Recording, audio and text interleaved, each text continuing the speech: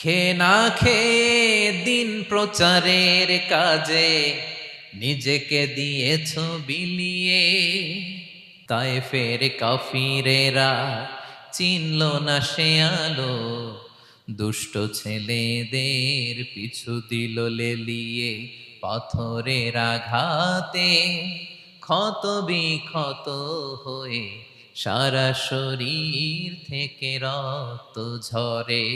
হে রাসূল তোমাকে ভুলি আমি কেমন করে, হে রাসূল তোমাকে ভুলি আমি কেমন করে। আসসালামু আলাইকুম ওয়া রাহমাতুল্লাহি ওয়া বারাকাতুহু। নাহমাদুহু ওয়া নুসাল্লি আলা রাসূলিহিল কারীম। আম্মা বা'দু ফাআউযু বিল্লাহি মিনাশ শাইতানির রাজীম। বিসমিল্লাহির রাহমানির রাহিম।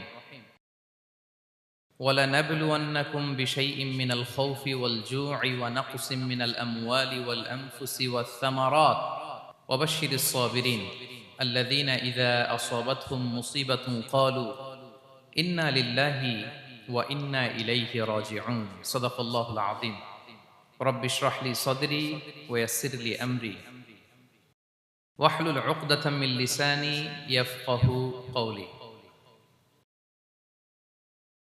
মুয়ার ইসলামিক কনফারেন্স 2024-এ আপনারা যারা উপস্থিত হয়েছেন তাদের সবাইকে আমার অন্তরের অন্তঃস্থল থেকে জানাচ্ছি আন্তরিক শুভেচ্ছা এবং মুবারকবাদ। আহলান ওয়া সাহলান ওয়া মারহাবান বিকুম ফি হাযাল লিকা আত-তাইয়্যিব আল মুবারাক। আমরা শুরুতে আল্লাহ রাব্বুল ইজ্জা ওয়াল জালালের দরবারে শুকরিয়া জ্ঞাপন করছি, যিনি আজকে আমাদেরকে এরকম চমৎকার একটি পরিবেশে চমৎকার একটি ইসলামিক কনফারেন্সে উপস্থিত হওয়ার সুযোগ করে দিয়েছেন। আমরা সবাই পড়ছি কালিমাতুশ শুকর আলহামদুলিল্লাহ। আল্লাহ রাব্বুল ইজ্জা ওয়াল জালালের দরবারে শুকরিয়া জ্ঞাপনের পাশাপাশি আমি আজকের প্রোগ্রামের যারা অর্গানাইজিং কমিটি তাদেরকে অন্তরের অন্তঃস্থল থেকে ধন্যবাদ জানাতে চাই, এরকম চমৎকার একটি পরিবেশ, চমৎকার একটি ভ্যানিউতে এই ইসলামিক কনফারেন্সের আয়োজন করবার জন্য। সম্মানিত সুধী, আমরা এই পৃথিবীতে খুব অল্প একটা সময়ের জন্য, একটা ট্রানজিট পিরিয়ড কাটানোর জন্য বেসিকলি আমরা এই পৃথিবীতে এসেছি। আমরা কি চিরকাল এই পৃথিবীতে থাকবো বলেন তো? না, একটা ট্রানজিট পিরিয়ডে আমরা এসেছি, আবার চলে যেতে হবে। এই যে আমাদের জীবন, এই জীবনের জন্য বিপদ, আপদ, পরীক্ষা, স্ট্রাগল এটা অনিবার্য, এটা হবে। বিপদ নাই, কষ্ট নাই, আপদ নাই, অনিশ্চয়তা নাই, স্ট্রাগল নাই, এমন কি কেউ আছে এখানে? কেউ কি হাত তুলে বলতে পারবেন যে হুজুর আমার জীবনে কোনো বিপদ নাই, অথবা আমার জীবনে কোনো দুঃখ নাই, কষ্ট নাই, কোনো স্ট্রাগল নাই, কোনো রিস্ক নাই? এরকম সৌভাগ্যবান কেউ আছেন এখানে? তাহলে জীবনের জন্য পরীক্ষা এটা অনস্বীকার্য, হবেই হবে পরীক্ষা। পৃথিবীর জীবনটাই এমন, এভাবেই এই লাইফকে ডিজাইন করা হয়েছে। পরীক্ষা থাকবে, এখানে বিপদ থাকবে, এগুলো উত্তীর্ণ হয়ে আপনাকে যেতে হবে। চির সুখ চির শান্তি এটাই পৃথিবীতে হয় না। চির সুখ এবং চির শান্তির জায়গা হচ্ছে জান্নাত। চির সুখ এবং চির শান্তি কোথায়? এটা জান্নাতের বৈশিষ্ট্য। চির সুখ চির শান্তি, টেনশন নাই, ঝামেলা নাই, পরীক্ষা নাই, বিপদ নাই, রিস্ক নাই, স্ট্রাগল নাই, এটা হচ্ছে দ্য ফিচার্স অফ জান্নাত, জান্নাতের ফিচার। কিন্তু সমস্যা বাদে তখন যখন জান্নাতের ফিচার আমরা দুনিয়ায় খুঁজি, যেটা পাবো আমরা জান্নাতে, এটা খুঁজি কোথায়? এই তখনই সমস্যা বাদে। And this is the main problem. এটাই বড় সমস্যা। এই সমস্যার সমাধান কোথায়, এটা নিয়ে আজকে আমি কিছু কথা অ্যাড্রেস করবো ইনশাআল্লাহ। তো তাহলে আসুন শুনি জান্নাতের ফিচার কি। জান্নাতের কমন একটা ফিচার হচ্ছে জান্নাতে there will be no sickness in paradise. জান্নাতে কোনো অসুস্থতা থাকবে না, চিরসুস্থ। সুবহানাল্লাহ পড়েন। চিরসুস্থ, চির সবল, কেউ অসুস্থ হবে না জান্নাতে। জান্নাত হবে অ্যান্টি এইজিং, জান্নাতে বয়স বাড়বে না কারো, চির যৌবনা, চির যুবক, অ্যান্টি এজিং। আপনারা জানেন যে বর্তমান পৃথিবীতে অ্যান্টি এজিং ক্রিম পাওয়া যায় না? ক্রিম, কথা বুঝতেছেন? অ্যান্টি এজিং ক্রিম পাওয়া যায়। তারা বলে এই ক্রিম মাখলে চামড়ায় ভাঁজ পড়ে না। এটার দাম আছে কিন্তু অনেক। অ্যান্টি এজিং ক্রিম লাগায়, শ্যাম্পু ইউজ করে, অ্যান্টি এজিং অয়েল আছে, এটা দিলে নাকি চামড়ায় ভাঁজ পড়ে না। ইভেন ভারতের অনেক বড় একজন ব্যবসায়ী মুকেশ আম্বানি, নাম শুনছেন না, যে তার ছেলের বিয়ে হয়ে গেল, তো এই মুকেশ আম্বানির স্ত্রী নীতা আম্বানি, সে কিছুদিন আগে এক বটল গোল্ড ওয়াটার খেয়েছে, gold water, and its cost $60,000 $60,000 দাম এক বোতল গোল্ড ওয়াটারের। কেন? ফর অ্যান্টি এজিং, যাতে বয়সের ছাপ গালে না থাকে। এখন বলেন, এভাবে কি আমাদের বয়সকে ধরে রাখা সম্ভব এই পৃথিবীতে? সম্ভব না, কারণ এই ফিচারটা দুনিয়ার ফিচার না, এটা জান্নাতের ফিচার। সুবহানাল্লাহ পড়েন। তাহলে জান্নাতে কেউ অসুস্থ হবে না, জান্নাত হবে চির যৌবন, চির যৌবনা, ওখানে আমরা যুবক থাকবো, প্রত্যেকে 33 বছরের যুবক যুবতী হয়ে জান্নাতে ঢুকবো। বিষ্ণু ইসলাম বলেন, আহলুল জান্নাতি জুরদা ওয়া মুরদা ওয়া আবনাউ সালাসিন ওয়া সালাসিন, জান্নাতে যারা যাবে শুভ্র দাড়িবিহীন, প্রত্যেকে হবে 33 বছর বয়সের। ওই যে 33 বছর বয়সে একবার ঢুকলেন, আর বয়স বাড়বে না, ওইটাই চিরকাল ওই বয়স পাবেন। জান্নাতের আরেকটা ফিচার হচ্ছে নো ফ্রাস্ট্রেশন, কোনো চিন্তা নাই, দুশ্চিন্তা নাই, হাইপার টেনশন নাই, সজীব প্রাণবন্ত। সুবহানাল্লাহ। জান্নাতের আরেকটা ফিচার হচ্ছে there is no expiry date in Jannat. Expiry date আছে? জান্নাতে যে ঢুকবো 7 দিনের জন্য চেক ইন, নাকি চেক ইন কয় দিনের জন্য? 7 দিন, 10 দিন পরে চেক আউট করে ফেলবে, এরকম না, নো এক্সপায়ারি ডেট, আজীবন। একবার এন্ট্রি পেলে বের হওয়ার টেনশন নাই। আল্লাহু আকবার। তাহলে no expiry date, rather it's eternal, আজীবন থাকবেন, খালিদিনা ফিহা, চিরকাল থাকবেন। এবং জান্নাতের সবচাইতে গুরুত্বপূর্ণ ফিচার হচ্ছে there will be no death in Jannat. জান্নাতে আপনার আর মৃত্যু হবে না, মৃত্যুর বিদায় হবে, তার মানে আপনি অমর হবেন। তাহলে আপনি চির সুস্থ, চির সবল হবেন জান্নাতে, চির যুবক থাকবেন, প্রাণবন্ত থাকবেন, আপনি অমর হবেন, আপনি জান্নাতে মরবেন না। জান্নাতীরা যখন জান্নাতে যাবে, ফেরেশতারা ডেকে বলবে, ইয়া আহলাল জান্নাতি ইন্না লাকুম আন তাসিহু ফালা তাসকামু আবাদা। জান্নাতীরা চিরকাল সুস্থ থাকবা, অসুস্থ হবা না। ইন্না লাকুম আন তাশিব্বু ফালা তাহরামু আবাদা, তোমরা শাবাব থাকবা, বুড়া হবা না। ওয়া ইন্না লাকুম আন তাহইয়াউ ফালা তামুতু আবাদা, চিরকাল বেঁচে থাকবা, মরবা না। এবং সেদিন জান্নাতে মৃত্যু দেয়া হবে, মৃত্যু দেয়া হবে। ইউতাল মাউতু বিকাবশিন আমলাহ, একটা ছাগলের আকৃতিতে মৃত্যুকে আনা হবে। ফায়ুযবাহুল মাউত, মৃত্যুকে জবাই দেয়া হবে। এবার জান্নাতীরা তাকিয়ে থাকবে, ফেরেশতারা বলবে, ইয়া আহলাল জান্নাতি খুলুদুন ফালা মাউত, হে জান্নাতীরা চিরকাল এই জান্নাতে থাকবে। তাহলে জান্নাতের ফিচার পাইছেন? এখন কোন বোকা যদি এই ফিচার দুনিয়ায় খোঁজে, পাবে? পাবে না, কারণ দুনিয়ার ফিচার আলাদা। দুনিয়ার ফিচার কি? এই দুনিয়াতে বিপদ আসবে, কষ্ট আছে দুনিয়াতে, হতাশা আছে, ভয় আছে, অসুস্থতা আছে, বার্ধক্য আছে, এবং এই দুনিয়ার একটা এক্সপায়ারি ডেট আছে না? দ্য ডে ইউ ডাই, যেদিন আপনি মারা যাবেন, এটা আপনার এক্সপায়ারি ডেট, চলে যেতে হবে, চলে যেতে হবে। এই পৃথিবীতে মৃত্যুর অস্তিত্ব আছে, সবকিছু থমকে দিয়ে, আপনাকে চমকে দিয়ে মৃত্যু চলে আসবে, ঠিক কিনা বলেন? তাহলে এগুলো হচ্ছে দুনিয়ার ফিচার। এই দুনিয়াতে বিপদ আপদ, কষ্ট, ঝুঁকি, স্ট্রাগল, বার্ধক্য, অসুস্থতা, এগুলো নিয়ে আমাদেরকে টিকে থাকতে হয়। এটা দুনিয়ার ফিচার, মিলায় ফেললে হবে না। জান্নাতের ফিচার একটা, দুনিয়ার ফিচার আরেকটা। দুনিয়াতে কষ্ট থাকবে, বিপদ আপদ থাকবে। এই দুনিয়ার ফিচারটা আল্লাহ তাআলা কোরআনের একটা আয়াতে খুব চমৎকার ভাবে উল্লেখ করেছেন, সেটা দিয়েই আমি আলোচনা শুরু করেছি। আল্লাহ তাআলা ইরশাদ করছেন, ওয়ালা নাবলুওয়ান্নাকুম বিশাইইম মিনাল খাউফি ওয়াল জুই ওয়া নাকসিম মিনাল আমওয়ালি ওয়াল আনফুসি ওয়াস সামারাত ওয়া বাশশিরিস সাবিরিন।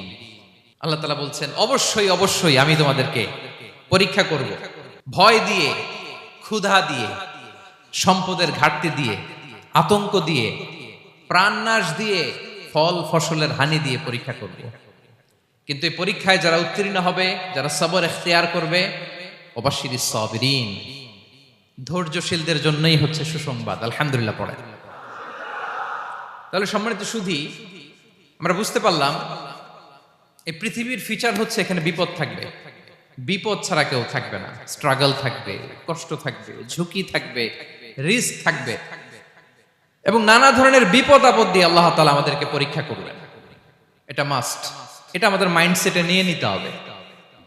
মাইন্ডসেটে এটা ক্লিয়ার থাকতে হবে। চিরসুখ চিরশান্তি এই দুনিয়াতে মিলবে, কোথায় মিলবে তাহলে? এটা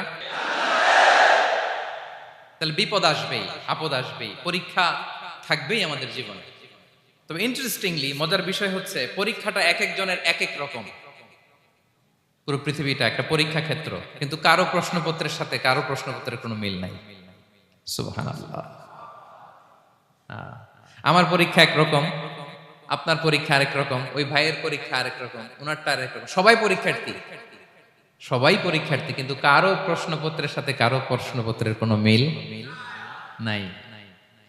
কারোর জন্য পরীক্ষা হচ্ছে সে খুব অসুস্থ, প্রচন্ড অসুস্থতা, তার জন্য পরীক্ষা।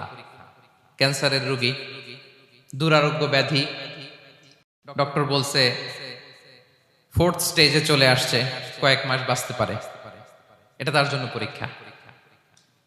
আবার কারো দেখবেন যে খুব একটা অসুস্থতা নাই, অসুস্থতার ঝামেলা নাই, কিন্তু তার দারিদ্রতা আছে, তার আর্থিক অনটন, এটা তার জন্য পরীক্ষা। আবার কারো দেখবেন অসুস্থতাও নাই, দারিদ্রতাও নাই, তার দাম্পত্য জীবনের সমস্যা আছে না নাই? অনেকের দেখবেন এগুলো কোনোটাই সমস্যা না, তার ছেলে কথা শোনে না, মাদকাসক্ত। আহা, মাদকাসক্ত, রিহ্যাবে পাঠায়, আবার আসে, আবার গাঁজা খাওয়া শুরু করে, আছে না নাই বলেন? দেখেন তার পরীক্ষাটা আবার আলাদা। অনেকের দেখবেন মেয়ে বাবার কথা শোনে না। আবার অনেকের দেখবেন যে ব্যবসায় সমস্যা, লসের পর লস, লাভ উঠাতে পারে না। তাহলে পরীক্ষা ছাড়া, বিপদ আপদ ছাড়া দুনিয়াতে কেউ নাই, কেউ নাই প্রিয় ভাইরা। এটা আমাদের মাথায় রাখতে হবে। পরীক্ষা আপনাকে দিতেই হবে, পরীক্ষা দিয়ে দিয়েই নিজেকে প্রমাণ করতে হবে। আর এক একজনের পরীক্ষাটা এক এক রকম, কারো পরীক্ষার সাথে কারো পরীক্ষার কোনো মিল থাকবে না। তো মাঝে মাঝে আমরা এটা ভুলে যাই। আল্লাহ তাআলা কালামে পাকে রিমাইন্ডার দিয়ে আমাদেরকে স্মরণ করিয়ে দিতে চান যে এই পৃথিবীতে আসলে তোমরা এসেছো পরীক্ষা দিতে। এটাই জীবনের বড় বাস্তবতা। আমাদের জীবনে যত হতাশা, আমাদের জীবন নিয়ে যত অভিযোগ, আমাদের মনে যত কষ্ট, আমাদের হৃদয়ের ভেতরে যত অস্থিরতা, তার মূলে হচ্ছে এই সমস্যা যে আমরা ভুলেই গেছি আমরা পরীক্ষা দিতে আসছি। এটা যদি ভুলে না যান, এটা যদি আপনার মাইন্ডসেটে থাকে যে পুরো জীবনটা একটা পরীক্ষা, তাহলে দেখবেন কোনো কিছু আপনাকে কাবু করতে পারবে না। আপনি হতাশ হবেন না, জীবন নিয়ে আর অভিযোগ থাকবে না, আপনি ভেঙে পড়বেন না, সব অভিযোগ হতাশা দূর হয়ে যাবে। তার মানে বুঝতে পারলাম পরীক্ষা আপনাকে দিতেই হবে। পরীক্ষা দেয়া ছাড়া এই পৃথিবী থেকে চলে যাওয়ার কোনো চান্স বা সুযোগ আমাদের কারো নেই। সূরাতুল আনকাবুতে আল্লাহ তাআলা এই কথাটা আরো চমৎকার ভাবে বলেছেন। আল্লাহ তাআলা ইরশাদ করছেন, আহাসিবান নাসু আইয়ুতরাকু আইয়াকুলু আমান্না ওয়া হুম লা ইফতানুন ওয়ালাকাদ ফাতান্নাল্লাযীনা মিন ক্বাবলিহিম ফালা ইয়া'লামান্নাল্লাহু আল্লাযীনা সাদাকু ওয়ালা ইয়া'লামান্নাল কাযিবিন। আল্লাহ বলেন, মানুষকে ভেবেছে সে শুধু বলবে আমি ঈমানদার আর তাকে আমি জান্নাতে ঢুকাই দিব? না, কখনো না, কোশ্চিন কালেও না। বরং পূর্ববর্তীকালে যারা পৃথিবীতে এসেছিল তাদেরকে আমি পরীক্ষায় নিয়েছি, পরীক্ষা করেছি, এবং তাকেও ঈমানের প্রশ্নে সে সত্যবাদী না মিথ্যাবাদী পরীক্ষা দিয়ে দিয়ে নিজেকে প্রমাণ করতে হবে। ঠিক কিনা বলেন? পরীক্ষা দিয়ে আপনাকে প্রমাণ করতে হবে। এবং এই পরীক্ষার ব্যাপারটা, এটা যে শুধু আমরা সাধারণ মানুষ আমাদের জীবনে দুঃখ বিপদ পরীক্ষা এমনটা না। এই পৃথিবীর সবচাইতে শ্রেষ্ঠ মানুষ যারা ছিলেন তাদেরকে আল্লাহ পরীক্ষা নিয়েছেন। বলেন তো এই পৃথিবীতে সবচাইতে শ্রেষ্ঠতম মানুষ কারা? সবচাইতে শ্রেষ্ঠ ভালো মানুষ কারা ছিল পৃথিবীতে? বলেন তো নবীরা।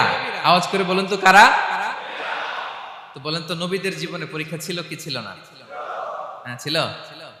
বেশি না কম? বিষ্ণু ইসলামকে জিজ্ঞাসা করা হলো, আইয়ুন নাসি আশাদ্দু বালাআন ইয়া রাসূলুল্লাহ, হে আল্লাহর রাসূল, এই পৃথিবীতে কাদের জীবনে পরীক্ষা বেশি? বিষ্ণু ইসলাম বললেন, আল আম্বিয়া, নবীদের জীবন। আল আম্বিয়া সুম্মাল আমসাল ফাল আমসাল, সবচাইতে জীবনে পরীক্ষার সম্মুখীন সবচাইতে বেশি হয়েছেন নবীরা। তারপরে নবীদের পরবর্তী অবস্থান যাদের, সিদ্দিকিন যারা, সোহাদা যারা, সালিহিন যারা, আল্লাহওয়ালা যারা, তাদের জীবনে পরীক্ষা বেশি। ইউবতালার রাজুলু আলা হাসাবি দীনি, ব্যক্তির দিনদারি যত বেশি তার জীবনে আল্লাহর পরীক্ষাও তত বেশি। আপনি আল্লাহওয়ালা হবেন, আপনার জীবনে পরীক্ষাও অনেক বেশি। এজন্য ইমানদার হওয়া যেমনি মর্যাদার, ইমানদারের জীবনে পরীক্ষাও হবে অনেক বেশি। এবং পরীক্ষা যত বড়, খেয়াল রাখতে হবে, মন খারাপ করার কোনো সুযোগ নেই। পরীক্ষা যার জীবনে যত বড়, সেটাতে সফল হতে পারলে ওটার প্রতিদানও বড়। পরীক্ষা যত বড়, এটাতে সাকসেস হইতে পারলে এটার রিওয়ার্ডও তত বড়। বিষ্ণু ইসলাম বলেন, ইযামুল জাযাই মাআ ইযামিল বালা, বালা যত বড়, জাযাও তত বড়, প্রতিদানও তত বড়। আপনারা নবীদের জীবনে যদি খেয়াল করেন, দেখবেন যেই নবীর জীবনে পরীক্ষা যত বেশি, সেই নবীর জীবনে সফলতাও তত বেশি। সাইয়েদনা ইব্রাহিম আলাইহিস সালামের কথাটা একটু খেয়াল করেন তো, বলেন তো ওনার জীবনে পরীক্ষা কেমন ছিল, বেশি না কম? ওনার জীবনের পরীক্ষা থেকেই তো আমরা এই শব্দটা ব্যবহার করি, আমরা বলি অগ্নি পরীক্ষা। কি বলি? মানে আগুনে নিক্ষেপ করা হয়েছে সাইয়েদনা ইব্রাহিম আলাইহিস সালামকে, তাও স্বাভাবিকভাবে না, উলঙ্গ করে, ন্যাকেট করে ওনাকে অপমানিত করবার জন্য ওনার গায়ের জামা কাপড় খুলে উলঙ্গ অবস্থায় আল্লাহর খলিল সাইয়েদনা ইব্রাহিম আলাইহিস সালামকে অগ্নিকুণ্ডে নিক্ষেপ করা হয়েছিল। এরকম এক্সপেরিয়েন্স এই অডিটোরিয়ামের ভেতরে আমাদের কখনো হয়েছে? তাইলে সাধারণ মানুষের জীবনের পরীক্ষা আর নবীদের জীবনের পরীক্ষার মধ্যে পার্থক্য আছে না নাই? ওই পরীক্ষায় উনি পাশ করে ফেললেন। ৮৬ বছর পর্যন্ত আল্লাহর কাছে দোয়া করলেন, আল্লাহ আমাকে একটা নেককার সন্তান দাও। আল্লাহ সন্তান দেয় না। ৮৬ বছর পরে আল্লাহ তাআলা সাইয়েদনা ইব্রাহিম আলাইহিস সালাম এবং হাজারের ঘরকে উজালা করে সন্তান দিলেন। সাইয়েদনা ইসমাঈল আলাইহিস সালাম পৃথিবীতে আসলেন কত বছর বয়সে? ৮৬ বছর বয়সের এখানে কেউ আছেন? হ্যাঁ, আছি আমরা? কেউ নাই। ৮৬ বছর বয়সে প্রথম সন্তান পেয়েছে। তাদের ঘরকে উজালা করে আল্লাহর নবী সাইয়েদনা ইসমাঈল আলাইহিস সালাম আসলেন। এবার আল্লাহ বললেন, যাও স্ত্রীকে আর এই কলিজার টুকরা সন্তানকে, থাকো তো প্যালেস্টাইনে, প্যালেস্টাইন থেকে ১৫০০ কিলোমিটার দূর, দ্য ব্যারন ল্যান্ড, ওই মক্কার ধুধুমরু প্রান্তরে রেখে আস, যেখানে কেউ নাই, মানুষ নাই, গাছ নাই, পাখি নাই, পানি নাই, যাও রেখে আস। আচ্ছা বলেন তো, ৮৬ বছর পরে যে লোকটা সন্তান পেল, বুঝে শুনে উত্তর দিয়েন, ৮৬ বছর পরে যে লোকটাকে আল্লাহ তাআলা সন্তান দিল, তার হৃদয়ে ওই সন্তানের জন্য মায়া বেশি না কম? এমনি তো আমাদের প্রথম সন্তানের হিস্ট্রিটা একটু খেয়াল করেন তো। প্রথম আমাদের যে মেয়ে হয়েছিল বা যাদের ছেলে হয়েছিল, তার প্রতি আদর, সোহাগ, দরদ, ভালোবাসা, আহ্লাদ কত ছিল।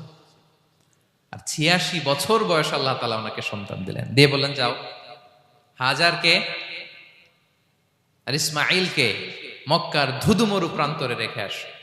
আল্লাহ তাআলা বলতে দেরি, চলে যেতে দেরি নাই, মুহূর্তে উনি রওনা হয়ে গেলেন। সুবহানাল্লাহ পড়বেন না?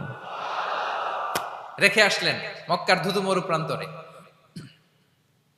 এবার আল্লাহ বললেন, যাও রিটার্ন ব্যাক টু প্যালেস্টাইন, প্যালেস্টাইনে চলে যাও। চলে গেলেন, হৃদয়টা ভেঙে খান খান। অনেক বছর পরে আল্লাহ তাআলা আবার অনুমতি দিলেন, যাও এবার ছেলেকে দেখে আসতে পারো, যাও প্যালেস্টাইন থেকে আবার মক্কায় যাও। সাইয়েদনা ইব্রাহিম আলাইহিস সালাম প্যালেস্টাইন থেকে আবার ১৫০০ কিলোমিটার পথ পাড়ি দিয়ে, এখনকার মতো ফ্লাইটে যায় না, গাড়িতেও না, উটে করে। কিসে করে? উনি যে কতবার মক্কা থেকে ফিলিস্তিন এসেছেন আর গিয়েছেন, কোনো ইয়ত্তা নাই, হিসাব নাই। গেলেন, এবার ছেলেটা হাঁটতে পারে, দৌড়াতে পারে, একটু একটু কথা বলতে পারে, আব্বু আব্বু ডাকতে পারে। কেমন মায়া লাগে বলেন তো? মায়া ভালোবাসায় যখন টইটম্বুর, ঠিক ওই মুহূর্তে আল্লাহ বললেন, ছেলেকে জবাই করো, জবাই করো ছেলেকে। আল্লাহ তাআলা বলতে দেরি করেছেন, আল্লাহর আদেশ পালনে ১ সেকেন্ডও তিনি দেরি করেন নাই। ছুরি চালালেন, জান্নাত থেকে দুম্বা নিয়ে আসা হলো। এভাবে আল্লাহর নবী ইব্রাহিম আলাইহিস সালাম উনার জীবনের প্রতিটি ক্ষেত্রে যেখানে আল্লাহ তাআলা ওনাকে পরীক্ষা নিয়েছেন, উত্তীর্ণ হয়েছেন। এবং দেখেন ওনাকে আল্লাহ তাআলা কি উপহার দিলেন, আল্লাহ তাআলা ওনাকে খলিলুল্লাহ উপাধি দিলেন, আল্লাহর বন্ধু। সুবহানাল্লাহ বলেন।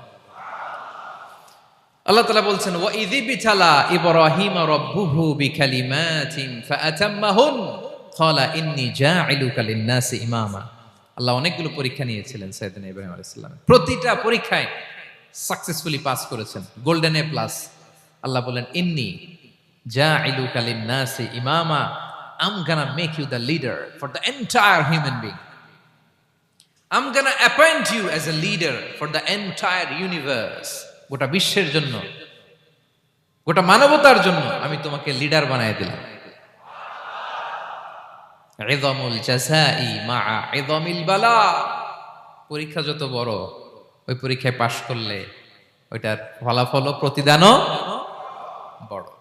তাহলে দেখেন প্রিয় ভাইরা, সাইয়েদনা ইব্রাহিম আলাইহিস সালামের জীবনে পরীক্ষার কোনো শেষ ছিল না। আমি আপনি কোথায়? আল্লাহর খলিলের জীবনে যদি এত পরীক্ষা থাকতে পারে, আমি আপনি কোথায় বলেন তো? এবার বলেন, সাইয়েদনা মূসা আলাইহিস সালাম, ওনার জীবনে তো কোনো পরীক্ষা টরীক্ষার ছিল না। হ্যাঁ, গুণে শেষ করতে পারবেন? জন্মটাই তো হয়েছে পরীক্ষার মধ্য দিয়ে। মিশরের ছেলে সন্তান হইলেই ফেরাউন বলছে জবাই করো। ওনার মা এরকম সিন্ধুকে করে ভাসায় দিলেন নীল নদীতে। আল্লাহু আকবার! কি একটা রোমাঞ্চকর পরিস্থিতির মধ্য দিয়ে আল্লাহ তাআলা ওনাকে বাঁচালেন। সুবহানাল্লাহ। জন্মই হয়েছে পরীক্ষার মধ্যে দিয়ে। বড় হইলেন, ফেরাউনের ভয়ে দেশ ত্যাগ করলেন, মিশর থেকে মাদিয়ান।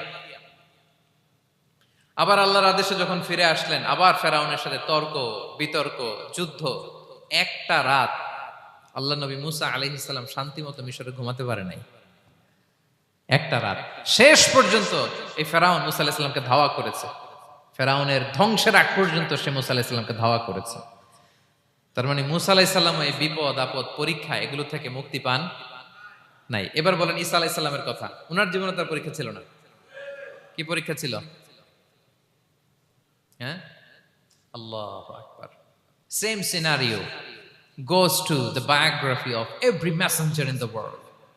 পৃথিবীর সব নবীর ক্ষেত্রে একই ঘটনা ঘটেছে। সাইয়েদনা ঈসা আলাইহিস সালাম দাওয়াত যখন দিলেন, ওনার বিরোধিতা শুরু হলো, ওনাকে হত্যার ষড়যন্ত্র হলো। ইভেন কি ওনাকে মারার জন্য বনি ইসরাইলেরা উদ্ধত হলো, জানে বাঁচবার জন্য পালালেন। এক ঘরে ঢুকলেন, চারদিক দিয়ে ঘেরাও করলো। উনি দরজা জানালা লাগাই দিলেন।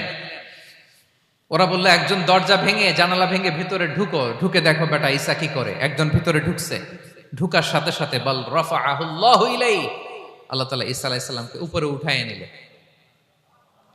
আর যেই লোকটাকে তারা ভিতরে ঢুকালো, তার চেহারাকে আল্লাহ তাআলা ঈসা আলাইহিস সালামের চেহারার মতো করে দিলেন। এবার তার বাইরের সাথীরা বলে ঘটনা কি? বেটা ঈসাও বেরোয় না, আমাদের লোকটাও বেরোয় না, সবাই ঢুক। দরজা ভেঙে ভেতরে ঢুকে দেখে ঈসা দাঁড়ায় আছে। বলেন তো এটা ঈসা না মিসা? এটা কি আসল ঈসা? ওমা কতালু ওমা সলাবু ওয়ালাকিন শুব্বিহা লাহুম। আল্লাহ বলে তোমরা আমার নবী ঈসাকে হত্যাও করতে পারো নাই, শুলেও চড়াতে পারো নাই, আমি সেফটি সিকিউরিটি দিয়ে আমার নবী ঈসা আলাইহিস সালামকে আকাশে তুলে নিয়েছি। তাহলে ওনার জীবনে পরীক্ষার শেষ ছিল না। এবার যদি আমরা বিশ্বনবী সাল্লাল্লাহু আলাইহি ওয়াসাল্লামের জীবনের দিকে তাকাই, ওনার জীবনটা দেখেন তো। আমাদের পেয়ারা নবী বিশ্বনবী মুহাম্মদুর রাসূলুল্লাহ সাল্লাল্লাহু আলাইহি ওয়াসাল্লাম, ওনার জীবনে কি স্ট্রাগল ছিল? স্ট্রাগল। মাক্কি জীবনের কথা যদি একটু খেয়াল করেন, দেখেন তো 3 বছর শিয়াবে আবি তালেবে জেল খেটেছেন, না খেয়েছিলেন। ওনার বংশের লোকেরা প্রথমে ছাগল খেয়েছে, ছাগলগুলো যখন শেষ, ছাগলের চামড়াগুলো শুকিয়ে ওইটা খাইছে। গাছের পাতা ছাল এগুলো খেয়ে খাবারের অভাবে বেহুশ হয়ে পড়ে থাকতো তারা। না খেয়ে না খেয়ে কয়দিন ছিলেন আপনি? আমি কয়দিন ছিলাম না খেয়ে? মনেই তো পড়ে না, না খেয়েছিলাম কিনা কোনোদিন। এ হচ্ছে মাক্কি জীবন। মেন্টালি প্রেসার দেয়া হয়েছে। বিশ্বনবীর চাচা আবু লাহাব, তার 2 ছেলে উতবা আর উতাইবা, এদের সাথে বিয়ে দিয়েছিলেন 2 মেয়ের। যখন দাওয়াত দেওয়া শুরু করলেন, 2 মেয়েকে ডিভোর্স দিয়ে দিল। দেখেন, একটা বাবার জন্য প্রাপ্তবয়স্কা মেয়েকে যখন উঠায় নেয়ার আগে ডিভোর্স দেয়, তার মানসিক অবস্থাটা কেমন থাকে বলেন? মেন্টালি প্রেসারাইজ করা হয়েছে, ফিজিক্যালি হ্যারাস করা হয়েছে। বিষ্ণু সাল্লাল্লাহু আলাইহি ওয়াসাল্লাম যখন নামাজে দাঁড়াতেন, উটের পচা নারী ভুঁড়ি বিষ্ণুনবীর কাঁধে চাপিয়ে দেওয়া হতো। আপনার জীবনে এরকম ঘটছে কখনো? আপনি নামাজ পড়তেছেন, উটের পচা নারী ভুঁড়ি আপনার কাঁধে চাপিয়ে দেওয়া হয়েছে। কয়দিন হয়েছে এরকম? কয়দিন হয়েছে? হ্যাঁ, তারপরে তো আলহামদুলিল্লাহ বেরোয় না মুখ দিয়ে। কেমন আছেন হুজুর? কোয়েন না, বেশি একটা সুবিধার না, তাই না? বেশি একটা একটু মিলাবেন।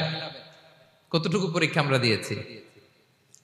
তায়েফে গেলেন বিশ্বনবী, তায়েফে গেছিলেন জমির বায়না দিতে, তাই না? জমি কিনবে তায়েফে।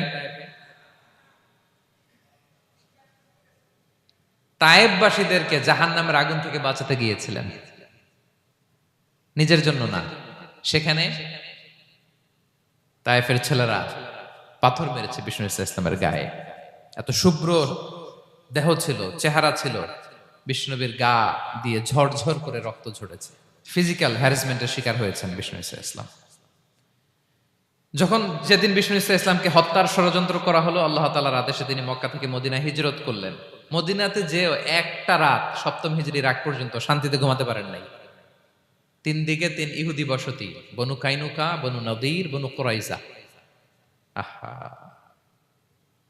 খাওয়ার মধ্যে বিষ মিশিয়ে দেয়া হয়েছিল বিষ্ণু ইসলামের। বাজুর, খাসির বাজুর রান পছন্দ করতেন। এক ইহুদি মহিলা বিষ্ণু ইসলামের ওই রানের মধ্যে বিষ মিশিয়ে দিয়েছিল। ওই বিষের যন্ত্রণায় মৃত্যুর আগ পর্যন্ত বিষ্ণুনবী কাতরাতেন। এবং উনি ইন্তেকালের সময় ওই বিষের ব্যথা যন্ত্রণাতে ইন্তেকাল করেছেন। বিষ্ণুনবীর ইন্তেকালটা শাহাদাতের ইন্তেকাল ছিল। বিষ্ণু ইসলাম বলেছেন, ওই যে খায়বার এলাকার ওই মহিলা যে আমার খাবারে বিষ মিশিয়েছিল, সেই বিষের যন্ত্রণা, বেদনা, কষ্ট আমি অনুভব করছি। খেয়ে না খেয়ে দিন প্রচারের কাজে নিজেকে দিয়েছ বিলিয়ে, তায়েফের কাফিরেরা চিনল না সে আলো, দুষ্ট ছেলেদের পিছু দিল লেলিয়ে, পাথরের আঘাতে ক্ষত বিক্ষত হয়ে সারা শরীর থেকে রক্ত ঝরে। হে রাসূল তোমাকে ভুলি আমি কেমন করে, হে রাসূল তোমাকে ভুলি আমি কেমন করে। হাজার ব্যথা বেদনার পরে ফিরে আসনি তুমি আপন ঘরে, দিনের আলো তুমি ছড়িয়ে দিতে চলে গেলে মদিনায় মক্কা ছেড়ে। হে রাসূল তোমাকে ভুলি আমি কেমন করে, হে রাসূল তোমাকে ভুলি আমি কেমন করে। ঠিক কিনা বলেন? একটা রাত শান্তিতে, শান্তির ঘুম তিনি দিতে পারেন নাই। প্রিয় ভাইরা, তাহলে আমরা কি বুঝলাম? বিশ্বনবীর জীবনও পরীক্ষা ছিল কি ছিল না? আমাদের উপায় আছে? আমরা বাঁচতে পারবো এই বিপদ আপদ পরীক্ষা ঝঞ্ঝাল থেকে? বাঁচতে চাইলেও বাঁচতে পারবো? পারবো না। ইমাম মালিক আলাইহি রাহমা নাম শুনেছেন? ইমাম মালিক, ওনার জ্ঞান থেকে লাখো লাখো মানুষ উপকৃত হয়েছে, কোটি কোটি মানুষ উপকৃত হয়েছে। মদিনার রাস্তায় রশি দিয়ে ওনাকে টেনে হিচড়ে এক এলাকা থেকে আরেক এলাকায় নিত জালেম বাদশারা। ইমাম মালিক আলাইহি রাহমা। ইমাম আহমদ ইবনে হাম্বল,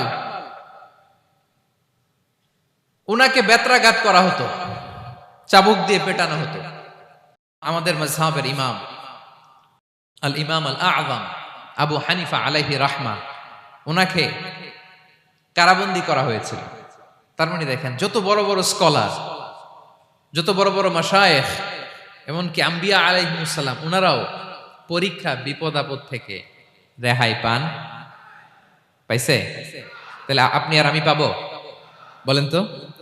তাহলে এটা আমাদের ব্রেইনে গেঁথে নিতে হবে যে জীবন মানেই এখানে বিপদ থাকবে, পরীক্ষা থাকবে, স্ট্রাগল করে করে আমাকে আগাতে হবে। কেউ আমার জন্য রেড কার্পেট বিছিয়ে রাখবে না। এই জীবনটা বড় জটিল। This is life, how it's design. এভাবেই পৃথিবীকে ডিজাইন করা হয়েছে। এখানে বিপদ আছে, কষ্ট আছে। এই পরীক্ষা দিয়ে দিয়ে আপনাকে উত্তীর্ণ হতে হবে। বুঝতে পেরেছেন প্রিয় ভাইরা? নাও দ্য কোশ্চেন আরাইজ, এখন প্রশ্ন হচ্ছে, কেন আল্লাহ এই পরীক্ষা নেন? কেন? আল্লাহ তাআলা সূরা মুলকে বলেছেন, এই পৃথিবী সাজানোর, এই জীবন মৃত্যুর এই খেলা এটার উদ্দেশ্যটাকে আল্লাহ তাআলা স্পষ্ট করে বলেছেন, আল্লাযী খালাকাল মাউতা ওয়াল হায়াতা লিয়াবলুয়াকুম আইয়ুকুম আহসানু আমালা। জীবন মৃত্যু দিয়ে তোমাদের জীবনকে সাজানো হয়েছে এজন্য, যাতে করে তিনি তোমাদের পরীক্ষা করতে পারেন। কি করতে পারেন? তোমাদের মধ্যে কে সৎকর্মে অগ্রগামী, কে কাজে ভালো, আমলে ভালো, এটা দেখার জন্য। বেসিকলি আল্লাহর দেখার প্রয়োজন নাই, আমাদেরকে দেখানোর জন্য এই পরীক্ষার আয়োজন। আমি ভালো করবো না খারাপ করবো এটা আল্লাহ জানে না, তো ওনার পরীক্ষা করা লাগে কেন? কথা বলেন। আমি জান্নাতি না জাহান্নামী এটা আল্লাহ জানেন না? বেসিকলি আমাদেরকে জানানোর জন্য এই পরীক্ষার আয়োজন। কাদেরকে জানানোর জন্য? মানে তুমি জেনে যাও তুমি জান্নাতি না জাহান্নামী, আমি ভালো করেই জানি। একটা ছোট্ট উদাহরণ দিলে বুঝতে পারবেন প্রিয় ভাইয়েরা। ধরেন আল্লাহ তাআলা দুইজনকে সৃষ্টি করলেন। উদাহরণস্বরূপ একজনের নাম আব্দুল্লাহ আর একজনের নাম আব্দুর রহমান। সৃষ্টির পরে আব্দুল্লাহকে বললেন, আব্দুল্লাহ আমি জানি তুমি পৃথিবীতে 50 বছর হায়াত পাইতা, খুব ভালো কাজ করতে, তুমি দুনিয়াতে অনেক ভালো কাজ করতে, এটা আমি আগেই জানি, আমার অসীম জ্ঞান বলে আমি আগে থেকেই জানি। তো যাও, তোমার এইমাত্র সৃষ্টি করলাম, যাও তুমি জান্নাতে ঢুকে যাও, কারণ আমি জানি তুমি জান্নাতি হবে। আচ্ছা, আর আব্দুর রহমান তুমি পৃথিবীতে খুব খারাপ কাজ করতে, এটা আমি জানতাম, তোমারে পাঠাইলে খারাপ কাজ করবা, তুমি সীমা লঙ্ঘন করবা, অন্যায় করবা, অপরাধ করবা, তুমি জাহান্নামী হবা, যাও। যেহেতু আমি জানি পরীক্ষার আর দরকার নেই, তোমারে জাহান্নাম দিয়ে দিলাম, যাও ঢুকে যাও। আব্দুল্লাহ ঠিকই জান্নাতে ঢুকে যাবে, আব্দুর রহমান কি ঢুকবে? ঢুকবে। সে বলবে, আল্লাহ এইমাত্র আমারে বানাইলেন, এইমাত্র আপনি আমাকে সৃষ্টি করলেন, সৃষ্টি করেই বলতেছেন তুমি জাহান্নামে যাও, আর বলতেছেন আমি জানি দুনিয়াতে পাঠালে তুমি খারাপ কাজ করবা, তুমি জাহান্নামী হবা, পাঠানোর আর কি দরকার, আগে থেকে জাহান্নামে যাও। আল্লাহ আপনি জানলে জানতে পারেন, আমি তো জানি না। ঠিক কিনা বলেন? সে বলবে, না আল্লাহ আপনি ভুল বলতেছেন, এই দুনিয়াতে পাঠাইলে আমি খুব ভালো কাজ করতাম, আমি সীমা লঙ্ঘন করতাম না, নামাজ পড়তাম, রোজা রাখতাম, হজ করতাম, যাকাত দিতাম, সাদাকা করতাম, চ্যারিটি করতাম, জনকল্যাণকর সব ভালো কাজগুলো আল্লাহ আমি করতাম। এজন্য আল্লাহ তাআলা পরীক্ষার আয়োজন করেছেন, যাতে করে তুমি জেনে যাও যে পৃথিবীতে তুমি কি করেছো। এখন আর আল্লাহকে এক্সকিউজ দেওয়ার সুযোগ নেই। আচ্ছা বলেন তো, আবু জাহেলকে যদি আল্লাহ এখন কিয়ামতের দিন বলে, Abu Jahl go to the hell fire, আবু জাহেলের কিছু বলার সুযোগ আছে? কারণ ও দুনিয়াতে কি করে আসছে এটাও জানে না। ফেরাউনকে ডেকে যদি আল্লাহ বলে, ফেরাউন তুমি জাহান্নামে যাও, go to the hell fire, ওর কি কোনো এক্সকিউজ দেওয়ার সুযোগ আছে? বলেন, সুযোগ আর আছে? কারণ তুমি দুনিয়াতে কি করেছো তোমার চেয়ে ভালো কেউ আর জানে। তা পৃথিবীতে এই পরীক্ষার এই আয়োজনের সবচাইতে বড় উদ্দেশ্য হচ্ছে যাতে করে আমরা দেখে যাই যে আমরা কি কাজ করছি। কেউ যখন পরীক্ষা দেয় প্রিয় ভাইরা, ওই পরীক্ষায় কত পাবে তার একটা হিসাব আছে না? বলেন, আপনি গণিত পরীক্ষা দিয়ে আসছেন, যে 100-তে 100 পাবে সে বলতে পারে আমার সব অঙ্ক হয়েছে, ঠিক কিনা বলেন? আর যে লাড্ডু গুড্ডু বুঝছেন তো, কিছুই পারে নাই, ঘোড়ার ডিম, তারও একটা হিসাব আছে যে সে কিছুই লিখে আসতে পারে নাই। তাই পৃথিবীতে এই পরীক্ষার আয়োজনের প্রধানতম কারণ হচ্ছে যাতে করে আমরা বুঝে যেতে পারি যে আমরা কোথায় যাব, জান্নাতে না জাহান্নামে। প্রিয় সুধী, এ পর্যায়ে আমরা জানবো এই যে পরীক্ষা আল্লাহ তাআলা নিচ্ছেন আমাদেরকে, এই পরীক্ষায় সফল হওয়ার মূল মন্ত্র কি। কোরআনে বিভিন্ন আয়াতে এই পরীক্ষার কথা বলা হয়েছে এবং এই পরীক্ষার সফলতার মূল মন্ত্রও কোরআনে ঘোষিত হয়েছে। আলহামদুলিল্লাহ বলেন। যে আয়াত দিয়ে আমি শুরু করেছি এই আয়াতে আল্লাহ তাআলা বলেছেন, ওয়াবাশশিরিস সাবিরিন, নবী হে ধৈর্যশীলদেরকে আপনি সুসংবাদ দিন, ধৈর্যশীলদেরকে সুসংবাদ দিন। তার মানে বিপদে ধৈর্য ধারণ করতে হবে প্রিয় ভাইরা। ইন্নামাস সাবরু ইনদা সাদামাতিল উলা। বিপদে আমরা অনেক সময় প্যানিক হয়ে যাই, অস্থির হয়ে যাই, কি করব, হতাশ না। মুমিনরা হতাশ হয় না, ধৈর্য ধারণ করে। কি করে? কি করে? ধৈর্য ধারণ করার শক্তি দাও গো মেহেরবান আমায়, দাও গো মেহেরবান। পড়েন, ধৈর্য ধারণ করার শক্তি দাও গো মেহেরবান আমায়, দাও গো মেহেরবান। সবাই বলুন একসাথে, ধৈর্য ধারণ করার শক্তি দাও গো মেহেরবান আমায়, দাও গো মেহেরবান। বুকের ভেতর ব্যথার নদী বইছে অবিরাম, বইছে বইছে অবিরাম। পড়ুন, ধৈর্য ধারণ করার শক্তি দাও গো মেহেরবান, আমায় দাও গো মেহেরবান। পড়েন আমিন। আল্লাহ যেন বিপদে আমাদেরকে ধৈর্য ধারণ করার তৌফিক দান করে। প্রিয় ভাইয়েরা, ধৈর্য এটা এমন একটা গাছ যে গাছের সারা গায়ে কাটা, কিন্তু এই গাছের ফলটা বড় সুস্বাদু। আই রিপিট, আমি আবারও বলছি, ধৈর্য এটা এমন একটা গাছ যে গাছের সারা গায়ে কাটা, কিন্তু ফলটা বড় মিষ্টি, ফলটা বড় সুস্বাদু। সবাই ধৈর্য ধারণ করতে পারে না। বিষ্ণু ইসলামকে আল্লাহ তাআলা নানা সময় আশ্বস্ত করেছেন, সান্ত্বনা দিয়েছেন, আর ধৈর্যের বাণী শুনিয়েছেন। আল্লাহ বলেন, ফাসবির কামা সবারা উলুল আজমি মিনার রসুল।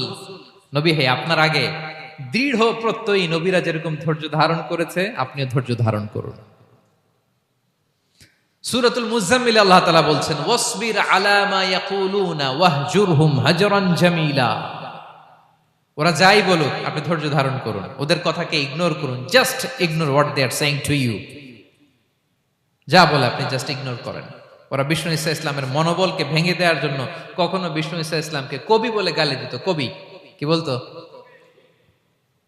শায়ের। কখনো বলতো মজনুন, পাগল। নাউজুবিল্লাহ পড়বেন না? পাগল বলে গালি দিত। মাঝে মাঝে বলতো কাহিন, গণক। মাঝে মাঝে বিষ্ণু ঈসা ইসলামকে তারা বলতো আবতার, লেস কাটা। মুহাম্মদ, তোমার ছেলে নাই, তোমার বংশ নির্বংশ হয়ে গেছে, তোমার নাম নেয়ার মতো কেউ নাই। আহা, কপাল পোড়া। গোটা বিশ্বব্যাপী বিষ্ণু ঈসা ইসলামের সুনাম সুখ্যাতি ছড়িয়ে দিয়েছে কে? আকাশ বাতাস মাড়িয়ে, সাতাকাশ ছাড়িয়ে আল্লাহর আরশ পর্যন্ত আল্লাহ তাআলা বিষ্ণুনবীর সুনাম সুখ্যাতিকে সুউচ্চ করেছেন। ঠিক কিনা বলেন? ইগনোর করুন। আপনাকে কবি বলে, গণক বলে, আপনাকে পাগল বলে, আপনাকে লেসকাটা বলে, জাস্ট ইগনোর দেন। বর্তমান সময়েও নানা ধরনের ট্যাগ আমাদেরকেও দেয় কি দেয় না বলেন? দেয়। আমাদেরকে কি বলে? মৌলবাদী বলে, বলে বলে ওই যে রাজাকার বলে। হ্যাঁ, রাজাকার রাজাকার খেলার দিন শেষ। মন মতো হইলে মুক্তিযোদ্ধা, মন মতো না হইলে রাজাকার, এই দিন শেষ। ওই দিন আর নাই। এই কার্ড দিয়ে আর খেলার দিন নাই। এগুলো মানুষ আর খায় না এখন, এগুলো গিলে না আর। সাধারণ মানুষ বড্ড সচেতন। দেখেন, কালের বিবর্তনে, সময়ের আবর্তনে একই পরিক্রমা আমাদেরকেও ট্যাগিং করে। আমাদেরকে মৌলবাদী বলে, ব্যাকডেটেড বলে, রাজাকার বলে, জঙ্গি বলে, যুদ্ধাপরাধী বলে। আছে না এরকম? ওয়াসবির আলা মা ইয়াকুলুন, নিজের সাথে মিলায় নেন। যা বলে ধৈর্য ধারণ করো। ওয়াহজুরহুম হাজরান জামিলা, জাস্ট ইগনোর দেন, ভালোভাবে ইগনোর করেন, খালাস, সালাম দিয়ে কেটে পড়েন। তাহলে প্রিয় ভাইরা, এই বিপদ আপদ আমাদের পিছু ছাড়বে না, পিছু ছাড়বে না। নবীদের পিছু ছাড়ে নাই, আমরা কোথায়? আমরা আর কি? বিপদ আমাদেরকে ধৈর্য ধারণ করতে হবে, মনোবল হারাইলে হবে না। দেখেন বিশ্বনবী কিভাবে আপনাদেরকে সান্ত্বনা দেয়। বিশ্বনবী বলেন, আজাবান লি আমরিল মুমিন, মুমিনের ব্যাপারটা বড় আশ্চর্যজনক। ফাইন্না আমরাহু কুল্লাহু লাহু খাইর, মুমিনের জীবনে যা ঘটে সবটাই খাইর, সবটাই কল্যাণ। ইন আসাবাতহু সাররাউ শাকারা ফাকানা খাইরাল্লাহ ওয়া ইন আসাবাতহু দাররাউ সাবারা ফাকানা খাইরাল্লাহ। মুমিনের জীবনে যদি সুখ আসে তাহলে মুমিন শুকরগুজার হয়, এটা তার জন্য ভালো। আর যদি মুমিন জীবনে দুঃখ আসে তাহলে সে সবর ইখতিয়ার করে, এটাও তার জন্য ভালো। সুবহানাল্লাহ। তাহলে দেখেন, আমরা হয় সুখে থাকি নয় দুঃখে থাকি, ঠিক কিনা বলেন? তাহলে সুখের সময় আমরা শুকর করি, কি করি? শুকরগুজার হই। শুকরিয়া করাও একটা ইবাদত, শুকরিয়া করাও কি? আর দুঃখের সময় আমরা সবর করি, সবর করাটাও একটা। তাহলে আমাদের পুরো জীবনটাই ইবাদত, পুরো জীবনটাই সুখের সময় শুকর আর দুঃখের সময় সবর। আওয়াজ করে বলেন, সুখের সময় শুকর, আর দুঃখের সময়। এই দুই ইবাদত মুমিন জীবনে চলমান, কন্টিনিউয়াস, একটা উইন উইন সিচুয়েশন। কি বলেন? উইন উইন হয়ে গেল না? যেই পরিস্থিতিতেই থাকে আমাদের জন্য লাভ। আল্লাহু আকবার। তাহলে প্রিয় ভাইরা, এটাই জীবনের বাস্তবতা। সবর আমাদেরকে ইখতিয়ার করতে হবে, হতাশ হওয়া যাবে না। অনেকে আমরা অল্পতে হতাশ হই। এই যে আমরা ধৈর্য ধারণ করছি, এর ফল পাচ্ছি না? দীর্ঘ 1.5 যুগ, 1.5 দশক ধরে ধৈর্য ধারণ করছেন না আপনারা? এখন মুক্তি, স্বাধীনতা, বিজয় এনে দিয়েছে কে? ধৈর্য ধারণ করুন। ধৈর্যের যে ফলাফল, এটা বড় মিষ্টি। ধৈর্য এমন একটা গাছ, এই গাছের সারা গায়ে কাটা, কিন্তু এর ফলটা বড় সুস্বাদু, এর ফলটা বড় মিষ্টি। ধৈর্য ধারণ করার অভ্যাস করতে হবে প্রিয় ভাইরা। মুমিন হতাশ হয় না, হাল ছেড়ে দেয় না। মুমিন ভরসা রাখে একজনের উপর, তিনি কে? লা তাইআসু মির রাউহিল্লাহ, ইন্নাহু লা ইয়াইআসু মির রাউহিল্লাহি ইল্লাল কওমুল কাফিরুন। আল্লাহর রহ থেকে, রহম থেকে নিরাশ হয়ে যাও না। কাফির ছাড়া, অকৃতজ্ঞ ছাড়া কেউ আল্লাহর রহ থেকে, আশা থেকে নিরাশ হয় না। শয়তানের সবচেয়ে বড় মিশন হলো আমাদেরকে হতাশ বানানো। এটা খেয়াল রাখবেন। শয়তানের সবচাইতে বড় মিশন কি? আমাদেরকে হতাশ করে দেয়া। হতাশ বানাইতে পারলে সে সাকসেসফুল, খুশি। কিন্তু আমরা এত সহজে হতাশ হই না, আমরা নিরাশ হই না, আমরা বিপদে হাল ছেড়ে দেই না। আমরা ভরসা রাখি এক মহান সত্তার উপর, তিনি কে? মনে থাকবে? বিপদ আসলে ভেঙে পড়বেন, ভিসা না হইলে কান্নাকাটি শুরু করবেন, ব্যবসায় লস হইলে হাউমাউ, হ্যাঁ, দেশ থেকে কোনো দুঃসংবাদ আসলে হতাশ হবেন, ভেঙে পড়বেন। ধৈর্য ধারণ করব আমরা। আওয়াজ করে বলেন, আমরা কি করব? সবর। বিপদ ট্যাকেল দেওয়ার প্রথম স্টেপ হচ্ছে সবর। ধৈর্য ধারণ করতে হবে। অবশ্যই সাবিরিন, ধৈর্যশীলদেরকে সুসংবাদ দাও। বিপদ থেকে বাঁচার দ্বিতীয় স্টেপ হচ্ছে এই বিপদ থেকে উত্তরণের চেষ্টা করতে হবে।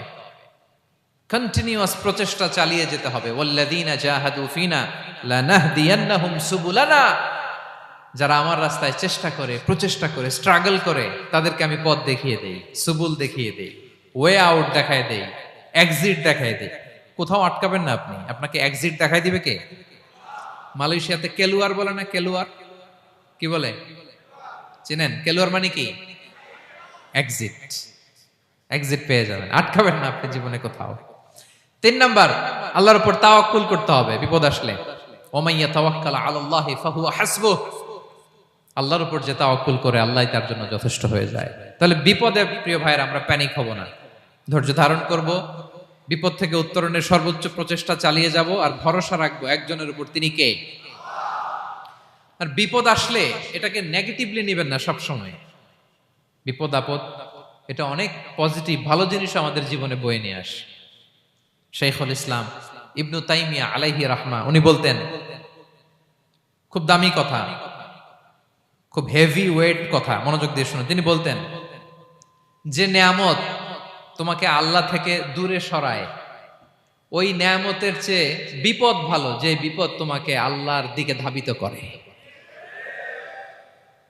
আই রিপিট, আমি আবারও বলি, যে নাজ নেয়ামত তোমাকে আল্লাহ থেকে দূরে সরিয়ে দেয়, সে নাজ নেয়ামতের চেয়ে ওই বিপদ আপদ ভালো, যে বিপদ আপদ তোমাকে আল্লাহর কাছে টেনে নেয়। তাহলে বিপদ আপদ আসলে আপনি হতাশ হবেন? আর কখনো দুঃখ করবেন? মোয়ারের ভাইয়েরা, আর মন খারাপ করবেন? আপনি খেয়াল করে দেখেন, বিপদ আসলে আমরা আল্লাহরে ডাকি বেশি। যখন অসুস্থ আপনি খেয়াল করেন তো, আল্লাহ আল্লাহ, তুমি ছাড়া বাঁচানোর কেউ নাই, আল্লাহ আল্লাহ তুমি হেফাজত করো, আল্লাহ তুমি সুস্থ করে দাও। যখন লাইফ থ্রেট, দেখেন আপনি গুম হয়ে যেতে পারেন, আপনার কারাবন্দি করতে পারে, এরকম একটা বিপদের মধ্যে আছেন, তখন খেয়াল করেন তো আল্লাহর সাথে আপনার কানেক্টিভিটি, রিলেশনশিপটা কতটা ডেভেলপ হয়। কারণ বিপদে পড়লে আমরা আল্লাহরে ডাকি বেশি। তাহলে বিপদ আপদেরও কিছু পজিটিভ সাইড বা দিক আমাদের জীবনে আছে না নাই? অনেক পজিটিভ দিক আছে, কয়েকটা শেয়ার করি। 1 নাম্বার, আল্লাহ এক নম্বর পজিটিভ সাইড তো বললাম, ইমাম ইবনু তাইমিয়া যেটা বললেন। এরপরে হচ্ছে মাঝে মাঝে আল্লাহ তাআলা আমাদের মর্যাদাকে আপগ্রেড করতে চায়, এলিভেট করতে চায়। আপনি ধরেন কোন একটা এয়ারলাইন্সের রেগুলার প্যাসেঞ্জার টিকিট কাটেন, মাঝে মাঝে হঠাৎ করে দেখবেন কাউন্টারে গেলে তারা বলে you are upgraded to business class অথবা you are upgraded to first class. যেহেতু রেগুলার প্যাসেঞ্জার, অনেক মাইলস জমা হয়েছে, আপগ্রেড করে দেয়। তো আল্লাহ তাআলা মাঝে মাঝে চায় তিনি আমাদের মর্যাদাকে, র্যাঙ্ক এটাকে আপগ্রেড করবেন, কিন্তু আমার যে আমল আখলাকের অবস্থা ওইটা দিয়ে ওই আপগ্রেড র্যাঙ্কে যাওয়ার সুযোগ নাই। বুঝতেছেন কথা? আল্লাহ চায় আমার লেভেল একটু আপ করতে, কিন্তু আমার আমলের যে অবস্থা এতে আমি ওখানে যাই না। তখন আল্লাহ কিছু বিপদ আপদ দিয়ে, পরীক্ষা দিয়ে বান্দাকে টেস্ট করে। ওই পরীক্ষায় যদি উত্তীর্ণ হন, সাথে সাথে আল্লাহ তাআলা আপনার লেভেল বা র্যাঙ্ক আপগ্রেড করে দেয়। সুবহানাল্লাহ পড়বেন না? তাহলে লাভ না লস? আওয়াজ করে বলেন, লাভ না লস? মুমিন জীবনের সব লাভ। যত বিপদ আপদ আপনাকে স্পর্শ করে প্রতিটাতেই আপনার জন্য কল্যাণ। বিষ্ণু ইসলাম বলেন, মা ইউসিবুল মুসলিমা মিন নাসাবিন ওয়ালা ওয়াসাবিন ওয়ালা হাম্মিন ওয়ালা হুজনিন ওয়ালা আযান ওয়ালা গাম্মিন হাত্তা শাওকাতি ইউশাকুহা ইল্লা কাফারাল্লাহু বিহা খাতায়া। আপনার জীবনে যত দুঃখ, যত যন্ত্রণা, যত টেনশন, যত অ্যাংজাইটি, যত ইনজুরি, এমনকি গোলাপ ফুল পাড়তে যে ওখানে যে কাটা বাঁধছে, বড়ই খেতে যে বড়ই গাছে ওঠার পর যে একটা কাটা বিঁধছে আপনার হাতে, এর কারণে আল্লাহ তাআলা আপনার গুনাহ মাফ করে দেয়। সুবহানাল্লাহ। তাহলে বিপদ আপদ দিয়ে আল্লাহ বান্দার মর্যাদাকে আপগ্রেড করে। বিপদ আপদে ফেলে আল্লাহ তাআলা বান্দার পাপ মোচন করে। বিপদ আপদ দিয়ে আল্লাহ তাআলা বান্দার শাস্তি মওকুফ করে। এমন পাপ করছেন এটার জন্য শাস্তি বরাদ্দ হয়ে গেছে, কিন্তু আল্লাহ তাআলা ওই শাস্তি থেকে মাঝে মাঝে আপনাকে বাঁচাতে চায়, তখন কিছু বিপদ দিয়ে বান্দারে পরীক্ষা করে। উত্তীর্ণ হলেই আল্লাহ তাআলা ওই শাস্তিকে মওকুফ করে দেয়। তাহলে আসুন সামারি করি, পুরো আলোচনাটার সামারি করি। এক নম্বর সামারি হচ্ছে বিপদ আপদ, পরীক্ষা, স্ট্রাগল, কষ্ট, এটা সুন্নাতুল্লাহি ফিদ দুনিয়া। এই দুনিয়ায় আল্লাহর সুন্নাত, এর বাইরে কেউ যেতে পারে না। ইভেন নট দ্য মেসেঞ্জার্স, নবীরাও না। আজকের আলোচনায় শুনছেন না নবীদের জীবন দিয়ে কি গেছে, ups and downs, test and trial, নবীরাও না। তাহলে এটা আমাদের মাইন্ডসেটের সাথে সেট আপ করে নিতে হবে যে অতীতে, বর্তমানে, ভবিষ্যতে বিপদ আপদ মুক্ত এই পৃথিবীতে কেউ থাকবে না। পারবেন? হ্যাঁ, এটা মাইন্ডসেটে নিয়ে নিতে হবে যে এটাই জীবন, বিপদ আপদ দিয়ে আল্লাহ পরীক্ষা করবেন। এটাই পৃথিবী। চির সুখ চির শান্তি এই পৃথিবীতে খুঁজলেই পাওয়া যায় না। শুরুতে বলছিলাম না, চির সুখ চির শান্তি। বলেন তো এটা কি দুনিয়ার ফিচার না জান্নাতের ফিচার? জান্নাতের ফিচার দুনিয়ায় খুঁজলে পাওয়া যাবে? যাবে না। তাহলে আজকের আলোচনার এক নাম্বার লেসন হচ্ছে বিপদ আপদ এটা সুন্নাতুল্লাহি ফিদ দুনিয়া। এই দুনিয়া আল্লাহর সুন্নাত, এটা থেকে মুক্তি পাওয়ার কোনো সুযোগ নাই, নবীরাও পায় নাই। দুই নাম্বার লেসন, বাঁচার যেহেতু সুযোগ নাই, we have to face it with patience, intellect and tawakkul. বিপদে অস্থির হওয়া যাবে না, এটাকে ফেস করতে হবে উইথ পেশেন্স, ধৈর্যের সাথে। বিপদ আমরা মোকাবেলা করব কিসের সাথে? ধৈর্য। প্যানিক হবেন না, অস্থির হবেন না, ধৈর্য ধারণ করবেন। উইথ ইন্টেলেক্ট, আল্লাহর দেয়া আপনার ইন্টেলেক্ট খাটিয়ে এই বিপদ উত্তরণের সর্বান্তকরণের চেষ্টা প্রচেষ্টা আপনার চালায় যেতে হবে। আর সবশেষে আত-তাওয়াক্কুল আলাল্লাহ, ডিপেন্ডিং অন আল্লাহ, ভরসা করব কার উপর? আল্লাহর উপর। পারা যাবে তো? আচ্ছা, দুইটা লেসন গেল। তিন নাম্বার লেসন হচ্ছে আমাদের ছেলে মেয়েদেরকে we have to educate our child regarding the test and trial in this duniya. দুনিয়ার এই বিপদ আপদের ব্যাপারে আমাদের ছেলে মেয়েদেরকে শেখাতে হবে, বুঝাতে হবে। ওরা ছোট মানুষ তো অস্থির হয়ে যায়, আব্বু আমার সাথে কেন এমন হয়, আমারই শুধু পেন্সিল চুরি হয়, আমারই শুধু এটা হয়, আমি পরীক্ষায় খারাপ করি, আমি ব্যথা পাই, আমার এই আমার সেই। ছোট মানুষ তো বুঝে না। ওরা বুঝাইতে হবে যে বাবা, this is the essence of life, এটাই জীবন।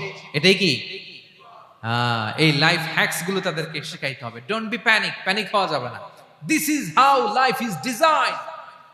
এটাই জীবন, বিপদ আপদ আসবে, এটাকে মেনে নিতে হবে, ছেলে মেয়েদেরকে শিখাইতে হবে, তাহলে তারাও প্যানিক হবে না। পারবেন তো ইনশাআল্লাহ? আচ্ছা, 4 নম্বর লেসন হচ্ছে যেটা আমরা জানলাম, এই বিপদ আপদ সবসময় আমাদের জন্য খারাপ না। Sometimes it brings khair for us if dealt properly. ঠিক মতো বিপদকে ডিল করতে পারলে এটা আসলে আমার জন্য আখেরে কল্যাণই বয়ে নিয়ে আসে। কি বলেন, তাই না? কল্যাণ বয়ে নিয়ে আসে। আর সব শেষ কথা হলো, আমরা যেন এই বিপদগুলোকে প্রপারলি ডিল করতে পারি, আমরা যেন সবর এখতিয়ার করতে পারি।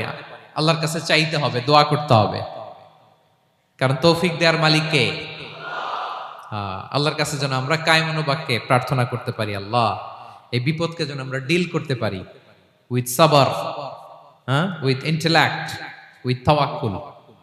আসল হাতিয়ার হচ্ছে এটা, দোয়া। আল্লাহর কাছে চাইবেন, মনোযোগের সাথে চাইবেন, আন্তরিকতার সাথে চাইবেন। উদউল্লাহ ওয়া আনতুম মুখিনুনা বিল ইজাবা। বিষ্ণু বলেন এমন ভাবে চাও যেন তুমি অনেকটা কনফার্ম যে তোমার দোয়া আল্লাহ কবুল করবেনই, এমন ভাবে চাও। অনেকে রোবোটিক দোয়া করে। রোবোটিক দোয়া মানে দোয়ার মধ্যে প্রাণ নাই, ধ্যান নাই, মন নাই, আগ্রহ নাই, ভালোবাসা নাই, ওই দোয়া আল্লাহ কবুল করে না। মনোযোগ দিয়ে চাইতে হবে চাওয়ার মতো, তাহলে আল্লাহ তাআলার পক্ষ থেকে তৌফিক পাওয়া যাবে। পারা যাবে তো ইনশাআল্লাহ? আল্লাহ তাআলা আমাদের সবাইকে বিপদে আপদে ধৈর্য ধারণ করার তৌফিক দান করুক। নবীরা তাদের জীবনে যেভাবে স্ট্রাগল, আপস এন্ড ডাউনস, বিপদগুলোকে, টেস্ট এন্ড ট্রায়ালগুলোকে ডিল করেছে, আমরা যেন সেভাবে ডিল করতে পারি। আল্লাহ তৌফিক দান করুক। আল্লাহ তাআলা আমাদের সবাইকে কথাগুলো বোঝা আর আমল করার তৌফিক দান করুক। হাযা মা ইনদি ওয়াল ইলমু ইনদাল্লাহি আলাইহি তাওয়াক্কালতু ওয়া ইলাইহি উনীব। ওয়াসসালামু আলাইকুম ওয়া রাহমাতুল্লাহি তাআলা ওয়া বারাকাতুহু।